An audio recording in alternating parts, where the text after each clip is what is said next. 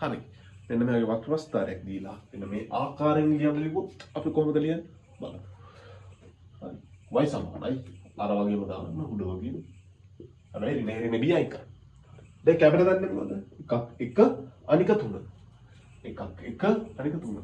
එකක් ධන 1 ධන 3 නේද? එතන y ධනනේ. y ධන 1යි ධන 3. හැබැයි ඇතුළට යද්දි මොකද වෙන්නේ? රිනේ කරින 3. හරි නේද? අපි තවත් මේ වගේ ප්‍රස්ථාරයක් ගමු. අවම ප්‍රස්ථාරයක් ගමු අපි තවත් එකක්. කොහොමද වෙන්නේ කියලා බලන්න.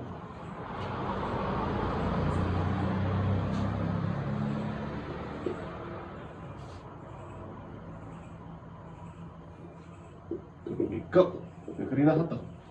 හරි y සමානයි මෙතන x මෙතනත් x. කැපෙන්නේ රින එකේදී රින 4. ලකුණ නැතුව ප්‍රශ්නයක් කරගන්න උදව්. රින එකනේ ඉන්න මොකද දාන්නේ? ධනෙ. උත රින 4නේ බලන්න. ධන 4. ඕකේ හරි. තවත් එකක් බලමු. දැන් අපි අවම දෙකක් බැලුවනේ. අපි තවත් අවමයක් බලන්නකෝ අපි තවත් එකක්. මූල ලක්ෂ්‍ය හරහා යන අවමයක් බලමු. මූල ලක්ෂ්‍ය කියන්නේ මොකද්ද? මේ මෙතන. මේ බිඳුව හරහා යන එක. හරි. ඒක කොහොමද අප්පා? අර වගේම ලියන්න වයි සමාන. ස්වාරය. බිඳුවද කැපෙනවා. දාන්න එන ඍණ බිඳුව. දෙකේදී ධන දෙකේදී කැපෙන්නේ නම් ඍණ දෙක. x ක බිඳුව කඩු කරපුවා කීයද?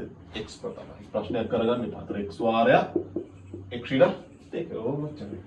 හරි. අපි දැන් බලමු. දැන් අපි අවම දෙකම බැලුවානේ.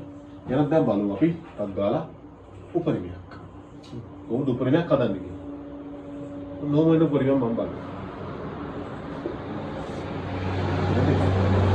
අර උපරිමයේ පොඩ්ඩක් වෙනස්. අර වගේම ලියන්න. x දැම්මා. හැබැයි මේක කරන වෙනස් දෙයක් තියෙනවා. අරකේ නොකරපු මේක කරන දෙයක් තියෙනවා. ඒක තමයි B මෙතන මොකක්ද දාන්නේ? ඍණ දාන එක. අර වගේ මෙතන දෙක කියපුවා එකක් 2 අනික 4. ධන 4ෙන් කැපෙන ඉඳ මෙතන දානවා.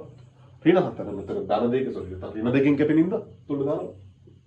ධන 2. හරි ලීසි.